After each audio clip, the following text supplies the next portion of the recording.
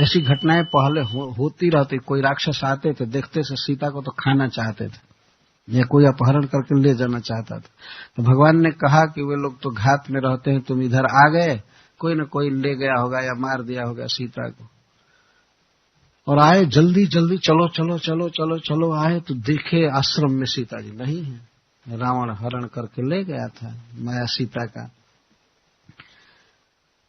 तो भगवान लक्ष्मण इसे कहते हैं कि मैं पहले ही कह रहा था कि सीता नहीं रही। वो भगवान रोने लगे और फिर कभी कहते हैं कि कभी कभी हमसे रूठ करके मान करके गोदावरी के तट पर बैठ जाती थी, चलो चलो वहां, चलो वहां जहां स्नान करती थी। तो भगवान घाट पर जा करके इधर उधर देख कर कहते हैं, प्रिय तुम कहाँ हो, कहाँ हो? तो सीता तो वहां है नहीं। फिर कमल को देखकर कहते हैं कि तुम्हारा मुख कमल जैसा था, इतनी सुंदरी वो, तुम्हें कोई राक्षस खा गया, क्या हुआ? लगे विलाप करने। 10 अध्याय में वाल्मीकि रामायण में भगवान के विलाप का वर्णन है। और ऐसे पूछ रहे थे सीता को, वैसे तो आज का पागल मनुष्य भी नहीं पूछेगा वास्तव में, कितना भी अपने वाइफ में आसक्त हो, लेकिन ऐसे नहीं पूछेगा। कोई झाड़ से थोड़े पूछेगा।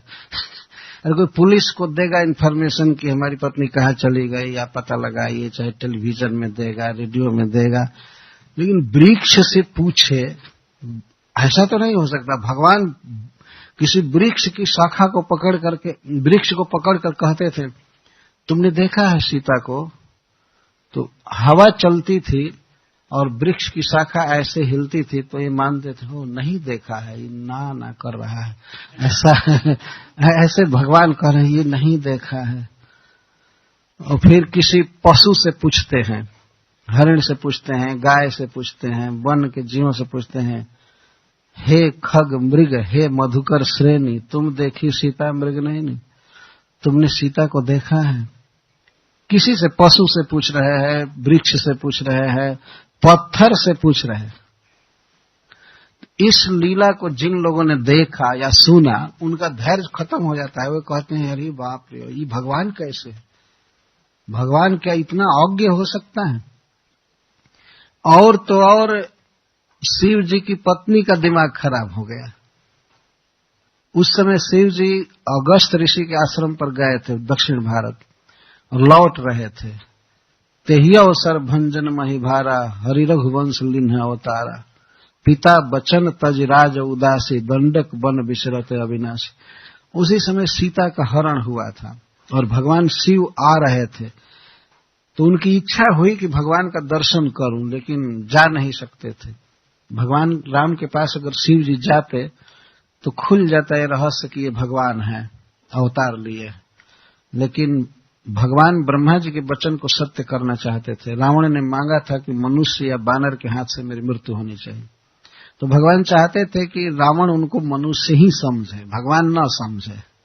लेकिन अगर शिव जी जाते दर्शन करने, प्रणाम करने, तो सारे संसार में यह न्यूज फैल जाता कि शिव जी जाकर के उस राजकुमार को प्रणाम किए, इसका मतलब वो भगवान है। तो इसलिए शिव जी निकट नहीं जा रहे थे, लीला देख रहे थे दूर से कि भगवान श्री राम पूछ रहे हैं वृक्षों से, लताओं से, पक्षियों से, पशुओं से। तो वो तो समझ रहे थे कि ये भगवान है, इनकी ये दिव्य लीला है। लेकिन उनके पास उनकी पत्नी थी सती जी। सती ने जब देखा भगवान की इस लीला को, तो मन में ठान लिया ये भगवान हो नहीं सकता है। भगवान किसी अज्ञ पुरुष की तरह अपने पत्नी को कैसे खोज सकता है? वो सर्वज्ञ है, सब जगह व्याप्त है, सब जानता है। लेकिन भगवान शिव का शरीर पुलकित था, आंखों में आंसू था यह लीला देख करके, और उन्होंने कहा जय सच्चिदानंद। यह कह करके अपने घर कैलाश की तरफ भगवान शिव जाने लगे। जब जाने लगे तो सती जी देख रहे थी दशा कि इनको क्या हो गया, इनका दिमाग आज कैसे फेल हो गया। शंकर जगत बंद जगदीशा, सुरनर मुनि सब ना वहीं शीशा, सोई नृप सुत ही किन्ह परनामु, कही सच्चिदानंद परधाम। जिन शिव जी की पूजा सारा विश्व करता है, सारे देवता करते हैं, आज इनको क्या हो गया कि एक मनुष्य के लड़के को प्रणाम कर रहे हैं। सती जी को तो भगवान की लीला समझ में आई नहीं, लेकिन वो शिव जी पर ही अज्ञान का आरोप करने लगी कि इनका ही दिमाग खराब हो गया है आज। लेकिन कह नहीं रही थी, संकोच बस कह नहीं रही थी कि आपको क्या हो गया है। लेकिन भगवान शिव तो सर्वज्ञ हैं, वे सती की मन के भाव को जान गए। उन्होंने कहा कि देखो, तुम्हें ऐसी शंका नहीं करनी चाहिए, ये साक्षात परब्रह्म है, भगवान है। पृथ्वी का भार दूर करने के लिए भगवान अवतार लिए हैं, मनुष्य लीला कर रहे हैं। लेकिन लागन उर उपदेश जद्यपि कहे शिव बार बहु, बारंबार शिव जी ने कहा, लेकिन हृदय में उपदेश काम नहीं कर रहा था, मन की शंका नहीं गई। जब शिव जी ने कहा कि देखो, अगर तुम्हारे हृदय में बहुत अधिक संदेह है तो तुम जाकर परीक्षा ले लो कि ये भगवान है कि राजकुमार है। मनुष्य, तुम परीक्षा ले लो। इस पर तैयार हो गई सती, तो कहेगी और मैं परीक्षा लेने जाऊंगी और आप चलते रहेंगे तो बहुत दूर चले जाएंगे। तो भगवान शिव ने कहा कि नहीं, मैं यहीं, ये बरगद का वृक्ष है, मैं यहीं बैठता हूँ। तब लग बैठी अहूं बट छाही, जब लग तुम आयहू मही पाही। जब तक तुम मेरे पास नहीं आओगी परीक्षा लेकर, तब तक मैं इस बट वृक्ष के नीचे बैठता हूँ। अस कही लगे जपन हरि नामा, यह कह करके भगवान शिव अपने जप करने लगे, हरे कृष्णा कृष्णा कृष्णा हरे हरे, हरे राम राम। और गई सती जहां प्रभु सुख धामा। भगवान शिव तो जप करने लगे। वो समझा रहे थे अपनी पत्नी को, लेकिन वो समझ नहीं रही थी, अब क्या करें। तो उन्होंने कहा कि जाकर परीक्षा ले लो। जब सती जी परीक्षा लेने चली गई तो सोचा कि क्या विधि करूं, किस विधि से परीक्षा लूं। तो बार बार सती ने विचार करके सीता का वेश बनाया, मेकअप किया, सीता का वेश धारण किया, इसके लिए कि रास्ते में, जिस रास्ते में राम सीता को खोजते हुए जा रहे हैं, उस रास्ते में मैं सीता बन करके खड़ी हो जाऊं।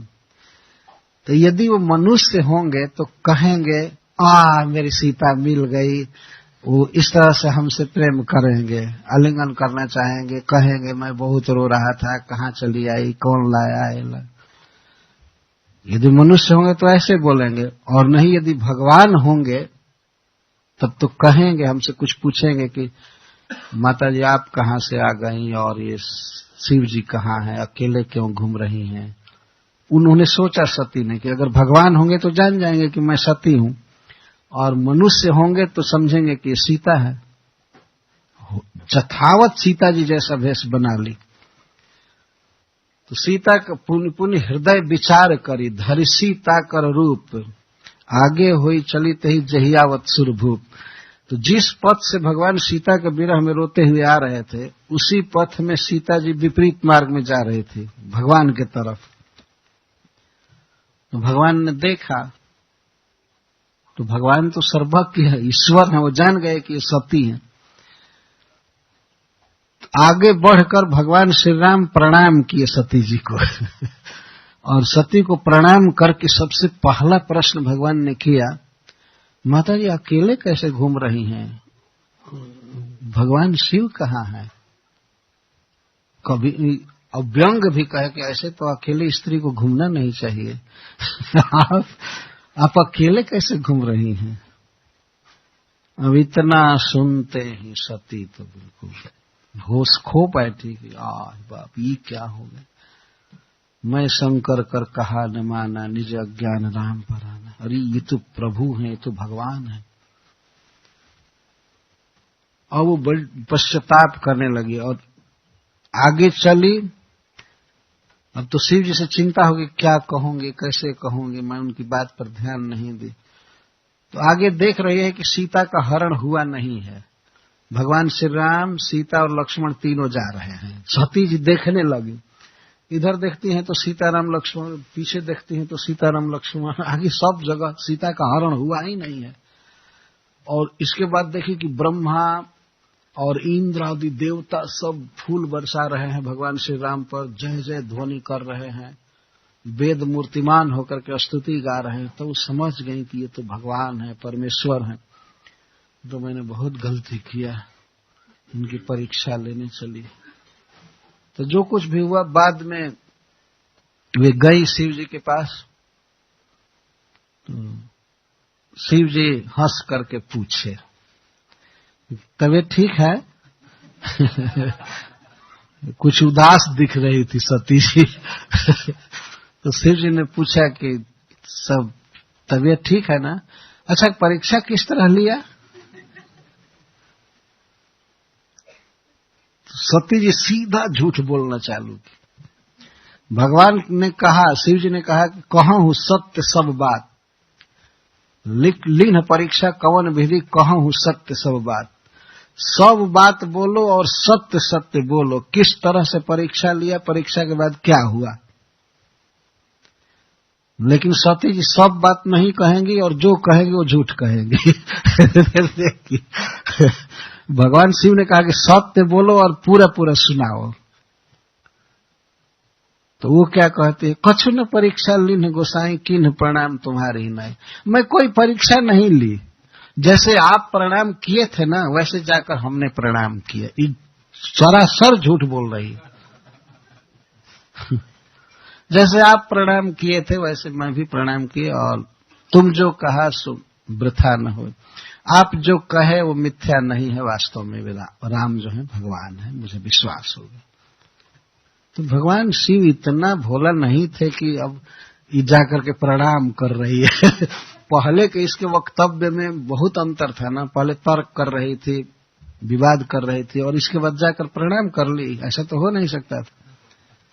तब संग कर देखे उधर ध्याना, सती जो किन्ह चरित सब जाना। तो भगवान शिव ध्यान में देखने लगे कि क्या क्या सती ने किया है। तो जैसे जैसे वो गई थी, सीता का वेश बनाई थी, जैसे भगवान ने उनको प्रणाम किया था, वो सब देख ली।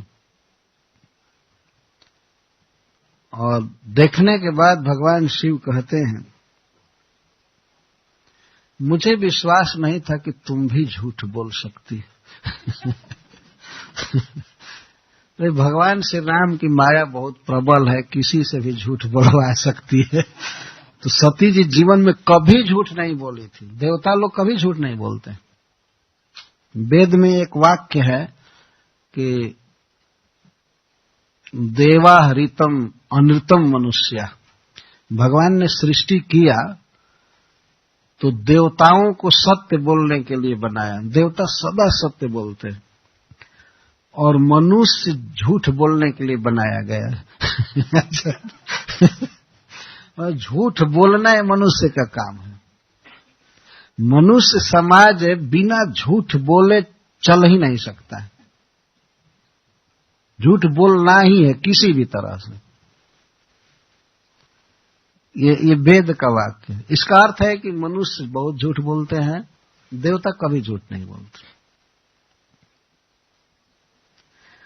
लेकिन अब देवताओं में भी देव शिरोमणि भगवान शिव की पत्नी झूठ बोली तो बड़ा आश्चर्य हुआ। बाद में शिव जी बहुत रंज हुए कि ऐसा तुमको नहीं करना चाहिए। तो मैं यह कह रहा था कि भगवान श्री राम की लीलाएं ऐसी हैं कि बड़े बड़े ऋषि मुनि देवता भी चक्कर खा जाते हैं। ये क्या बात है। आज तक रामायण की रचना के बाद भी, सब के बाद भी लोगों को शंका बनी रहती है। लोग कहते हैं नहीं नहीं, ये तो भगवान, ये राम तो भगवान नहीं है। ये तो सीता जी को ऐसे खोज रहे थे, ये कर रहे थे, वो कर रहे थे, वन में विपत्ति काट रहे थे, 14 वर्ष वन में रहे, ऐसे रहे वैसे रहे। भगवान इस तरह की लीला किए हैं। बलकल वस्त्र पहनते थे, वन के फल खाते थे, जमीन पर सोते थे। 14 वर्ष किसी गांव में नहीं गए, किसी नगर में नहीं गए, अपने पिता के वचन को सत्य करना चाहते थे। कुंती महारानी कह रहे हैं कि जब जब आप अवतार लेते हैं तो ऐसी लीलाएं करते हैं कि बड़े बड़े विद्वान भी चक्कर में पड़ जाते हैं और आप पर संदेह करने लगते हैं। लेकिन वास्तव में आप विभु हैं, प्रभु हैं। यह कह करके कहते हैं कि नर विडम्बनम तु नर चरितम तु अत्यंत विडम्बना। उसमें भी मनुष्य लीला जो आप करते हैं वो और विलक्षण है, आश्चर्यमय है। से एक लीला के विषय में वे कह रही हैं। गोप्या ददे त्वयि कृतागसिदाम तावद् याते दशाश्रुकलिलाञ्जन संभ्रमाक्षम् वक्त्रम् निमीय भयभावनया स्थितस्य सा माम् विमोहयति भीरपि जद्विभेति। वह आपकी अद्भुत लीला है जब गोपी जसोदा ने अपने हाथ में रस्सी ली आपको बांधने के लिए। जब ही रस्सी उठाई आपको बांधने के लिए तो आप रोने लगे, आपकी आंखों से अजस्र आंसू चुने लगे, आपकी आंखें चकित हो रही थी, आप फपक फपक कर रो रहे थे मां के डर से। वह दशा जब मैं विचार करती हूं तो मेरा चित्त मोह में पड़ जाता है कि क्या बात है। काल भी जिनसे डरता है, जमराज भी जिनसे डरते हैं, वे भगवान मां जसोदा के भय से इस तरह से रो रहे थे। इस लीला को मां कुंती ने अपने आंखों से देखा था। यह लीला इस तरह से हुई थी, मैं संक्षेप में कह देना चाहता हूं। इस लीला को दाम बंधन या उखल बंधन लीला कहते हैं। और श्री कृष्ण के उदर में दाम बांधा गया था। दाम का अर्थ रज्जु, रोप, इसलिए उनका नाम है दामोदर। कृष्ण लीला में जिनके उदर में दाम बांधा गया था, रस्सी बांधा गया था। वो घटना इस कारण से हुई कि जब भगवान गोपियों के घर में माखन की चोरी करते थे और अनेक उत्पात करते थे तो गोपियां मां जसोदा के पास उलाहना लेकर के आती थी। कोई आती थी, मां जसोदा तुम्हारा लाला आज हमारा सारा दही खा गया। दही तो खा गया, कोई बात नहीं, सारा बर्तन भी फोड़ दिया। अब हम कितना रोज बर्तन नया नया मंगाए, बताओ। मां जसोदा कहती थी, यारी सखी तुम्हारा जितना बर्तन फोड़ा है सब ले जाओ, मैं दे दूंगी, मैं क्या करूं। मां जसोदा कभी कृष्ण को डांटती नहीं थी, कभी नहीं। कितना भी उलाहना कोई दे, लेकिन वो जब देखती थी कृष्ण के मुख पर तो डांटना नहीं चाहती थी। वो सोचती थी कि इसको मारने की धमकी दूंगी तो उदास हो जाएगा, इसका हेल्थ बिगड़ जाएगा, स्वास्थ्य खराब हो जाएगा। इसलिए कृष्ण को कभी नहीं डांटती थी और कहती थी कि सखी मेरे घर में इतना माखन होता है, इसको अच्छा नहीं लगता है, तुम क्या करती हो कि तुम्हारा माखन इतना स्वादिष्ट होता है जिसको खाने के लिए चला जाता है। तो वो कहती ठीक है तुम खाने दो। तो वो कहती थी, रानी जी हम खाने को देती हैं तब ये नहीं खाता है, इसको चुरा करके खाने की आदत है। तो मां कहती थी बाद में, ठीक है जब चुरा करके खाने की आदत है तो चुराने दो, जितना चुराए उतना आकर बताना, मैं उसे दुगना चौगुना दे दूंगी तुमको, खाने दो। कोई भी उलाहना आवे ये कृष्ण को डांटती नहीं थी। और भगवान चाहते थे कि मां मुझे डांटे, भगवान इस रस का आस्वादन करना चाहते थे। वे चाहते थे कि मां मुझे डांटे, भर्त्सना करे, मुझे बांधे, मारने की धमकी दे। भगवान चाहते थे, क्योंकि भगवान ने आज तक केवल शासन किए हैं। ब्रह्मा के शासक हैं, इंद्र के शासक हैं, शिव जी के, सबको कंट्रोल में रखते हैं। दूसरों को कंट्रोल में रखते रखते भगवान को थोड़ी सी इच्छा हुई कि हमको कोई कंट्रोल में रखे। मैं जरा इस रस का आस्वादन करना चाहता हूं, तो इनको कौन कंट्रोल करे, इनको कौन डांटे। और गोपियां बारंबार ये घटनाएं हुई थी, हमारे आचार्यों ने लिखा है। तो एक दिन की बात थी, दीपावली का दिन। मां जसोदा सोचने लगी कि मेरा बच्चा क्यों दूसरे के घर में जा रहा है चोरी करने। इसका अर्थ है कि हमारे घर का माखन अच्छा नहीं होता है। वो सोचने लगी हमारे घर का माखन अच्छा नहीं होता है, तो आज मैं माखन निकालूं। तो दीपावली के एक दिन पहले वो पद्मगंधा गाय का दूध औटी गरम की और उसमें ठीक से जामन दिया दही बनाने के लिए। दही खूब अच्छा से बन गया। तो दासियों को जो कृष्ण के लिए माखन निकालती थी उनको दूसरे काम में लगा दिया और स्वयं दही मथने लगी मां जसोदा।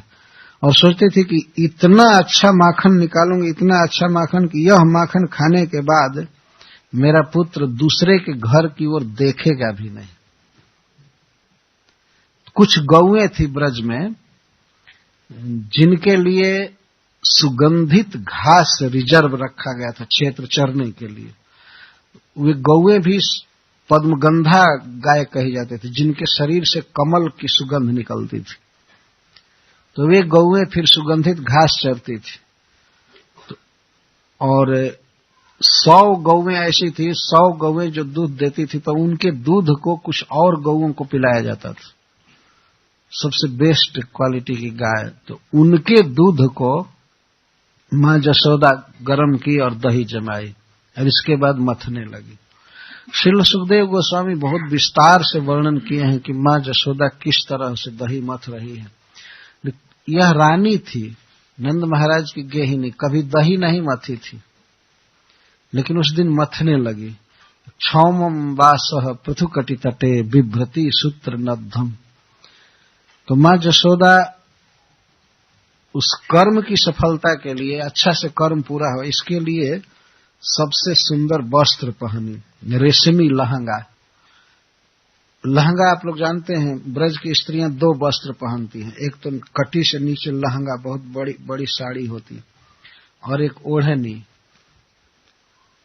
इस तरह से ओढ़ती है। तो मां जसोदा लहंगा पहनी रेशमी और रेशमी ओढ़नी।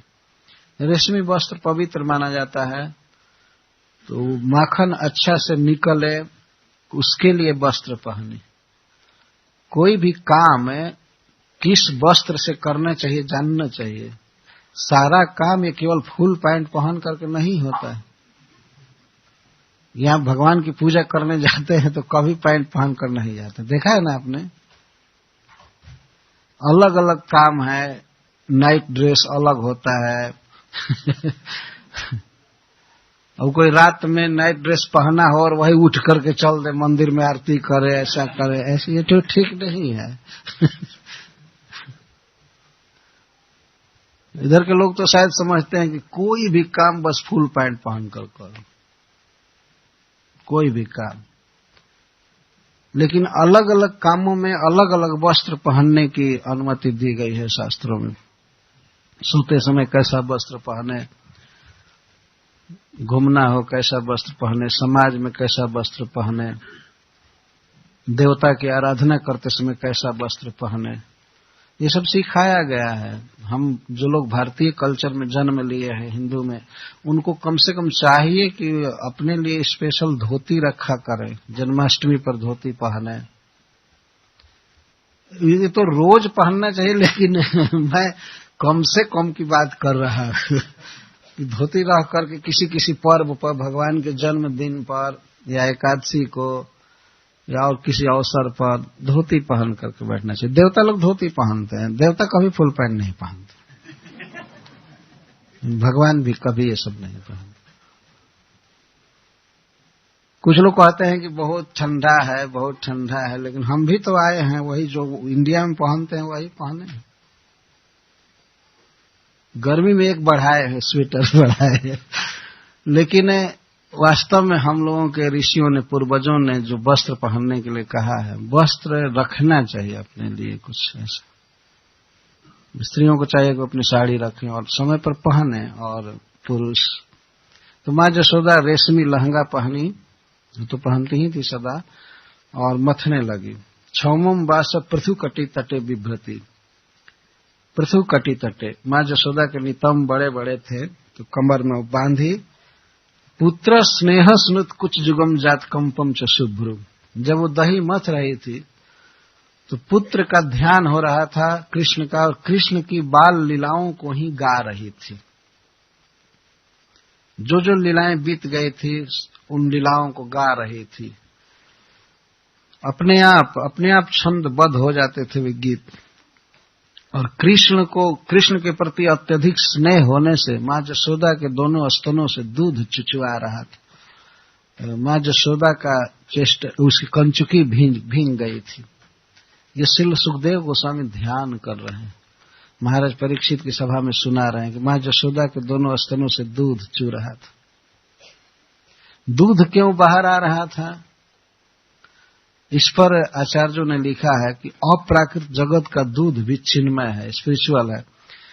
तो दूध यह सोच रहा था मां के स्तनों का कि मां खूब अच्छा माखन निकालने जा रही है, कृष्ण वैसा स्वादिष्ट माखन खा लेंगे तो हमको नहीं पिएंगे।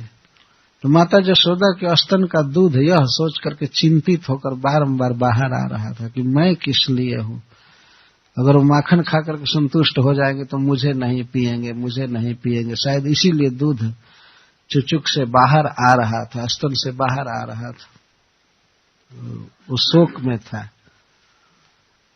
तो माता के स्तनों से दूध चू रहा था और स्वीन वक्त्रम, और उनके मुख पर पसीने की बूंदें आ गई थी। कभी दही नहीं मथी थी। दही मथने में बड़ा परिश्रम होता है। इधर तो लोग मशीन से मथ देते हैं, लेकिन भारत में अभी भी हाथ से मथना पड़ता है। बहुत बड़ा मटका होता है और उसमें मथानी होती है, उसको चलाना पड़ता है, घरर घरर घरर घरर। बहुत परिश्रम पड़ रहा था, लेकिन भगवान में इतना प्रेम था माता यशोदा का कि वो इस परिश्रम को कुछ नहीं गिन रही थी। हाथ की चूड़ियां झनझन झनझन बोल रही थी उसे, और कमर में जो करधनी बांधी थी उसकी आवाज थी। सुखदेव गोस्वामी इस तरह का वर्णन करते हैं। रज्वा कर्ष श्रम चलत भुज कंकड़ऊ कुंडले च, कानों के कुंडल हिल रहे थे, ऐसे ऐसे मथ रही थी, कुंडल हिल रहे थे, चूड़ियां हिल रही थी सोने की, और करधनी में जो किंकड़ियां लगी थी वे बोल रही थी। तो वे कह रहे हैं कि और दही मथने का जो शब्द था, जो मटका का शब्द निकल रहा था घरर घरर, वो लगता था जैसे मृदंग बज रहा है। वो मृदंग जैसा लग रहा था और चूड़ियां आदि करताल जैसी लग रही थी। अलग से वाद्य की कोई जरूरत नहीं थी। तो जीभ लगी हुई थी गुणगान में, और कान सुनने में, हाथ सेवा में, मन तो चिंतन में लगा ही था। स्वीनम वक्त्रम कबर विगलन मालती निर्ममंथ, मां यशोदा के मुख पर पसीने की बूंदें आ गई थी, इसलिए उसके मुख की शोभा और बढ़ गई थी। जब कोई व्यक्ति परिश्रम करता है, खास करके भगवान के लिए, तो वह सुंदर लगने लगता है। तो मां यशोदा के मुख पर परिश्रम के बिंदु उभर गए थे, पसीने, तो बहुत सुंदर लग रही थी। और उस समय उसके केश पास में जो मालती की मालाएं बांधी गई थी, वो पुष्प खुल खुल करके चरण में गिर रहे थे। एक भक्त कहते हैं कि मां के हाथ की चूड़ियां बज रही थी, बधाई दे रही हैं और प्रसन्न है कि धन्य है हम उन हाथों में हैं जो हाथ कृष्ण की सेवा में लगे हुए, और कुंडल झूम रहे हैं कि धन्य है हम उन कानों में हैं जो कान कृष्ण की लीला को सुन रहे हैं। मालती के पुष्प जो सिर पर थे वे गिर करके चरण में आ रहे हैं। फूल सोच रहे हैं कि ऐसी महिमामयी मां के मस्तक पर रहने योग्य हम नहीं हैं, तो वे टूट टूट करके नीचे चरण में आ रहे थे। ये भाव था फूलों का। वास्तव में अप्राकृत जगत की सभी चीजें चिन्मय हैं, जड़ नहीं है। तो इस तरह से मां मथ रही थी। कृष्ण के लिए दही मथा जा रहा है, कृष्ण का गुणगान हो रहा है, कृष्ण का श्रवण हो रहा है, एक तान दही मथ रही थी। तो यह परिश्रम देख करके अब भगवान की नींद खुल गई। ताम स्तन्य काम आसाद्य मथनंतिम जननीम हरि गृहीत्वा दधिमंथानम निषेधत प्रीतिमावहन। जब मां इस तरह से परिश्रम कर रही थी अपने पुत्र के लिए, तो भगवान आज असमय में जग गए। ये भोर में दही मथ रही थी, कृष्ण थोड़ी देर बाद जगते थे। तो कृष्ण का ये स्वभाव है, अथवा किसी भी बच्चे का स्वभाव है, जब वो जगता है सबसे पहले तो मां को पकड़ना चाहता है। कृष्ण जगे, छोटा सा बच्चा जगा, जगते ही ऐसे मां को पकड़ना चाहता। मां नहीं है बेड पर, मां तो आज दही मथ रही थी। तो कृष्ण देखने लगे कहां गई कहां गई कहां गई। तो ध्यान से सुनने लगे तो मां के कंठ का स्वर सुनाई पड़ रहा था। वो गा रही थी कृष्ण लीला, दही मथ रही थी। तो आवाज पहचान गए कि मेरी मां गा रही है। तो गा रही है तो तब थोड़ा सा रंज होने जैसा वे हो गए कि मेरा कुछ भी केयर नहीं किया, जाकर घर का काम कर रही है। बच्चे छोटे छोटे होते हैं लेकिन वास्तव में बहुत अनुभवशील होते हैं, संवेदनशील होते हैं। वे चाहते हैं कि माँ सब काम छोड़कर उनको बस चुमती रहे, खिलाती रहे, पिलाती रहे। ये बच्चे भी अपेक्षा करते हैं। वो तो भगवान ही है, उनके लिए क्या कहना। वो सोचे कि रोज जब ही मैं जगता था त्यों ही मैं भोजन करता था, माँ का स्तन पीता था, आज कहाँ चली गई, कौन सा जरूरी काम आ गया। तो वो ये करते हुए, आंख मलते हुए और चले माता के तरफ। जैसे बच्चे कभी कभी नकली रोते हैं, सही में रुलाई नहीं आती है लेकिन उनकी आदत होती है ये करते रहते हैं। तो भगवान इस तरह से कर रहे थे। गए, निकट में आए, देखे ध्यान से। कृष्ण तो छोटे शरीर वाला था, ऐसे माँ को देख रहे थे ध्यान से। तो माँ का तो कोई ध्यान नहीं था वर्तमान कि कृष्ण यहाँ आ गया है। कृष्ण की लीला में उसका मन था और सेवा में हाथ लगे थे। वो ये नहीं जानी कि कृष्ण आया है मेरे पास। एक तान मन था, अविष्ट था। एक साधन की प्रेरणा दी जाती है कि इसी तरह से कोई व्यक्ति यदि भगवान की सेवा में लगा है तो भगवान स्वयं आते हैं उसके पास। तो आ गए मथनंतिम। कैसी माँ के पास आए? जो मंथन कर रही थी, बैठी निठल्ली के पास नहीं आए।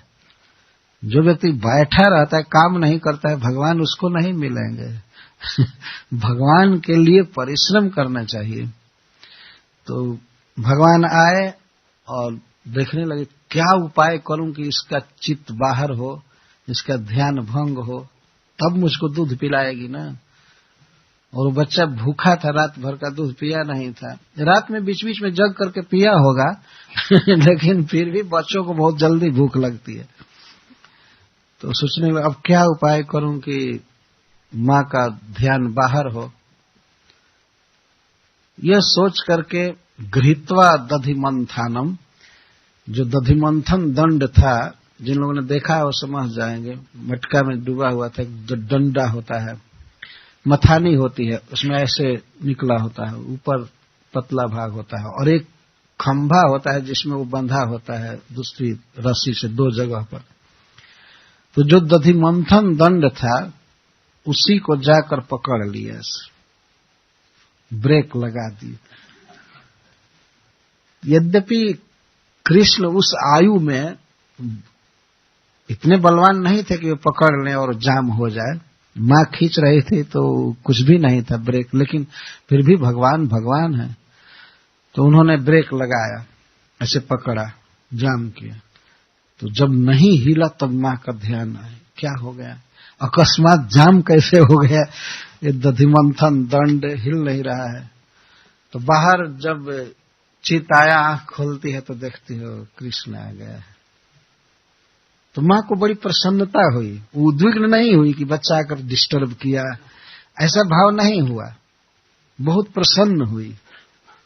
प्रसन्न किस बात पर हुई कि जो दधिमंथन दंड पकड़ लिया और माँ से वो हिला नहीं, तो सोचती है कि मेरे बेटे का बल बढ़ रहा है, बहुत अच्छा है। कोई भी माँ इस बात से प्रसन्न होगी कि बच्चा का शारीरिक बल बढ़ रहा है। बताओ, इतना पकड़ लिया और मैं चला नहीं पाई, बहुत अच्छा है, हे भगवान मेरा पुत्र इसी तरह से बलवान होता है। वो देखने लगी और फिर बुद्धि पर भी विचार किया कि बुद्धि भी इसकी बढ़ी हुई है, कहाँ रोकना चाहिए, कहाँ ब्रेक लगाना चाहिए जानता है। तो अपने पुत्र के बुद्धि और बल के उत्कर्ष को देखकर मां प्रसन्न हो गई। लेकिन आगे देखने लगी अब क्या करता है। तो उठा नहीं रही थी, उसने रोक दिया, ऐसे रुकी रही और देखने लगे कि ये क्या करता है। तो भगवान इसके बाद मां का हाथ पकड़े, ऐसे दोनों हाथों से मां का एक हाथ ऐसे पकड़े, हाथ पकड़े और एक पैर मटका के मुख पर दिए। दही जिसमें मथा जा रहा था उस पर, स्टेप जैसा उस पर दिया और इसके बाद मां के गोद में चढ़ गए। मां उठाई नहीं, वो देख रहे थे कि क्या करता है। और माँ के गोद में पहुंचे और माँ की कंचुकी हटा करके और दूध पीने लगे। जब दूध पीने लगे तो माँ ने भी मथना छोड़ दिया, अब दूध पिलाने लगी। सोचे कि भूखा है, दूध पीना चाहता है, तो इसको दूध पिला लो। तो माँ का दूध अप्राकृत है, वो स्नेह का दूध, वो कम नहीं हो रहा था, और भगवान प्रेम के भूखे थे, उनकी भूख नहीं जा रही थी। अब माँ के दूध में और कृष्ण में कंपटीशन हो गया है, वो दूध कम होता ही नहीं है। माँ यशोदा का जो दूध है वो अनंत काल तक रहेगा। इस जगत में तो माता का दूध थोड़े काल तक रहता है, बच्चा ज्यों ही भात रोटी खाने लगता है त्यों ही दूध खत्म हो जाता है। लेकिन अप्राकृत जगत में माँ यशोदा सदा माँ है और कृष्ण सदा उसके बच्चे हैं, वो दूध खत्म नहीं होगा। और भगवान प्रेम के भूखे हैं, वो प्रेम राज्य का दूध है, खत्म हो नहीं रहा था और भगवान की भूख भी नहीं जा रही थी। वो पिलाने लगी और बीच बीच में कृष्ण के मुख को देखती थी। बच्चा बहुत प्रसन्न था अपनी सफलता पर कि इस तरह से मैंने रोक दिया और पीने लगा, तो अपनी सफलता पर, अपनी विजय पर कृष्ण बहुत प्रसन्न थे कि मैं पहुंच गया उचित जगह पर और मेरा जहां हक है, मेरा जो भोजन है मैं पा रहा हूं। तो बच्चा जब प्रसन्न होता है तो उसकी प्रसन्नता उसके गाल पर, आंख पर व्यक्त होती है। तो माँ यशोदा देख रही थी कि बहुत प्रसन्न है और वो पिलाने लगी, उसको कोई उद्वेग नहीं हुआ, आनंद आने लगा। ठीक है, पिए पिए। इसी बीच अंगीठी पर जो और पद्मगंधा गाय का दूध उबाला जा रहा था, गर्म किया जा रहा था, तो उसने सोचा, उस दूध ने सोचा कि यदि भगवान माँ के स्तनों का दूध पी करके तृप्त हो जाएंगे तो मेरा क्या होगा? मैं आग में जल जल कर तपस्या कर रहा हूं तो मैं तो बेकार रह जाऊंगा। इतना दूध पी लेंगे ज्यादा तो फिर हमको नहीं पिएंगे, तो हम क्यों मर रहे हैं इस तरह से तपस्या करके। तो उसने सोचा कि माँ के सामने आत्महत्या करनी चाहिए। तो माँ ऐसे दूध पिला रही थी, इधर उधर देख रही थी, तब तक दूध में उफान आया। वास्तव में दूध चिन्मय है, जीवित तत्व है, जड़ नहीं, वृंदावन का दूध। तो वो सोचा कि मैं आग में गिर करके आत्महत्या कर लूं, या हमको देख करके माँ को दया आएगी, हमको बचाएगी। तो दूध में उफान आया। दूध में ज्यों ही उफान आया और माँ यशोदा ने देखा तो उसका ध्यान इस ओर गया ही नहीं कि बेटा दूध पी रहा है, तृप्त हुआ या नहीं हुआ। उस कृष्ण को तत्काल जमीन पर रख करके और दौड़ी दूध को उतारने के लिए।